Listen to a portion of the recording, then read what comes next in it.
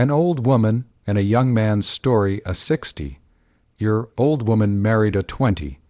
Your old boy in an old part of the city, there stood a small, quiet house. Inside lived Zainab, a 60. Your old woman. Her hair had turned white, her face carried the marks of time, and her eyes held a deep, silent loneliness. Life had given her responsibilities early and taken away her happiness just as quickly. Her husband had passed away 25 years ago. Her children had moved far away, busy with their own lives. Zainab was alone, painfully alone. Every morning she prayed, made a simple cup of tea, and sat outside her house, watching people pass by. She spoke to no one. She complained to no one. Silence had become her companion. One day, a new tenant moved into the house across from hers.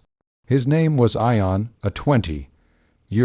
Old young man, simple, polite, and hardworking. He had come to the city for studies and part-time work. The first time he saw Zainab, he greeted her respectfully. "Peace be upon you, Amma." Hearing the word Amma brought an unexpected warmth to Zainab's heart. She smiled softly and replied, "And peace be upon you, my son." That was the beginning of a bond, not of mother and son, not of friendship, and not yet of love. Every day, Ion would ask about her health before leaving for work. Sometimes he brought groceries, sometimes medicine. Zainab, in return, cooked meals for him and prayed for his success. Slowly, their conversations grew longer. Their lives began to intertwine. Zainab spoke of how her youth was consumed by responsibilities, how her dreams were never fulfilled. Ion shared how he lost his parents early and grew up alone, learning to survive without anyone's support. One evening, it was raining heavily. Zainab's knees ached, and she couldn't walk properly. Ion stayed longer that day. The room was quiet, filled only with the sound of rain.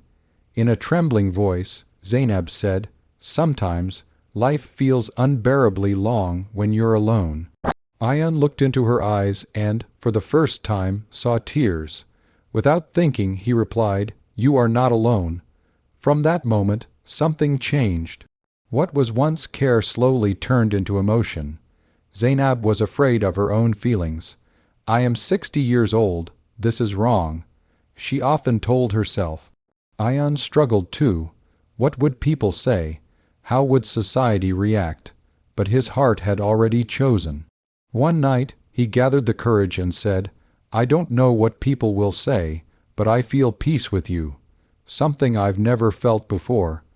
Zainab's hands trembled. Tears rolled down her face. "My son, I am old. Your life has just begun." Ion replied firmly, "Age is just a number. You are my life." Those words felt like rebirth to Zainab. For the first time, she felt truly seen.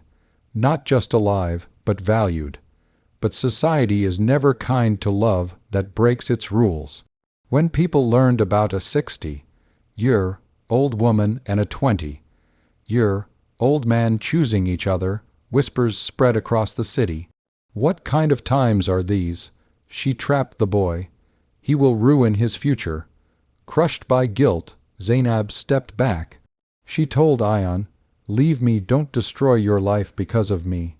For the first time, Ion raised his voice, "This is my life, and without you, it is empty." He held her hand in front of everyone and said, "I want to marry her." The city fell silent. Their marriage was simple. No music, no celebration, just two hearts and a few sincere witnesses. Zainab didn't wear red. She wore a white scarf. Her eyes were filled with gratitude. Ion said that day, "People will mock me, say she's like my mother, but I am proud that my wife is the soulmate of my soul." Even after marriage, life wasn't easy. People turned their faces away. Relationships broke. But at night, when they shared tea and laughter, the world felt small and unimportant.